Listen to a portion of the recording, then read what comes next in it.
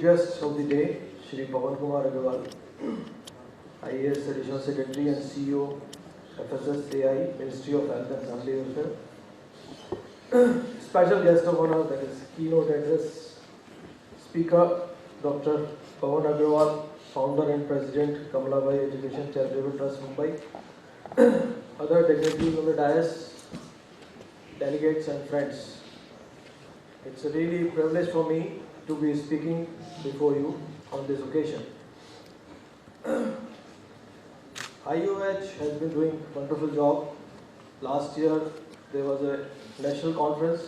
I happened to attend that, and I found that the national and international level speakers from the fraternity of doctors, industries, they spoke during the occasion, and they were very highly motivated.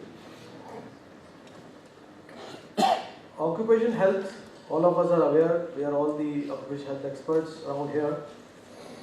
If you go to the ILO definition, 1950, it is the promotion and maintenance of the highest degree of physical, mental and social well-being of workers. As Mr. Awasthi mentioned, that this is the role we need to play in the organizations, and to a large extent we have been playing. As Mr. Agarwal entered, we were in a small discussion. He was inquiring that whether only PSUs are taking lead in this, or the other private sector also. Definitely there are definite participation from the private sector as well. But if you look at some of the leading PSUs, the IOC, ONGC, BHEL, GAIL, so I think we have come to a certain level wherein we have matured procedures, systems of monitoring the occupational health of the employees as well as the contract workers. But now is the time to pass it on to the next level of small industries and unorganized sector.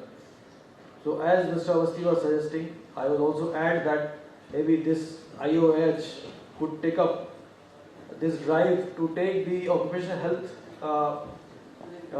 various procedures, various systems, what we adopt in the organized sector to the unorganized sector and MSMEs, as Mr. Garg already mentioned. That will be one of the good contribution. In GAIL, we had issued occupational health guidelines through a document which was well prepared by expert doctors, and the purpose of the OH guidelines was to identify the occupational health hazards, their control techniques, to have good work environment and personal exposure monitoring, screening of employees exposed to chemical, toxic or any harmful substances, maintaining health record of employees, and to analyze the health records for formulating a strategy for improved occupational health care. And we also thought that unless you measure something, you cannot improve. So our team of good doctors, Dr. Mrs. Chandra Tripathi was the leader of that. They have designed a occupational health index. Each and every employee is measured about his occupational health on the basis of certain parameters, and certain marks are awarded to that. So every year, each employee of GAIL undergoes the health index, and certain marks are awarded to it. And then trend is seen whether it is under improvement or not. Since year 2012-13, when we measured the health index of GAIL employees, it was roughly around 77%. And today we are standing at around 86.9%. So constantly we have been improving on these areas.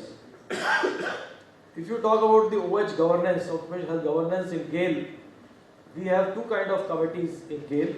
One is at the occupational, the corporate level, and another is the site levels. We call it corporate level occupational health committee, and site we call it local level health committee. The corporate level occupational health committee is headed by HOD, Health Safety Environment, and the CMOs from the corporate office, and the two large work centers, that is the petrochemical plant at Pata and the CMO Vijaypur. They are the members. Besides, we have members from HR and corporate HSC departments. Local level health committees, they have the officer in charge of that unit. He is the chairperson, and the HOD HR is one of the member along with HOD Fire Safety and members from other O&M departments. So the mandate is that each of the committees must meet quarterly, and they should make the visits. They should see what are the progress in occupational health management in that unit, and if there are any areas which need to be addressed by the corporate, they should forward it to the corporate committee. And similar way, the corporate occupational health committee generally meets every quarter and addresses the issues. And if there are serious issues, the sites are connected through the video conference, and we try to address those issues. Besides that, if you talk about certain preventive measures to have the good occupational health, we have wellness clinics arranged for the general public. We have the monthly checkups done for the high-risk identified area patients. Then lot of awareness lectures are arranged at the sites. Various counseling sessions are arranged. Yoga training is arranged in the offices and colonies. Besides annual occupational health checkup, we have made it mandatory for all the employees. Many of the organizations you will find that they are for a particular set of people, like 45 age or plus, or maybe higher frequency for the lower age group.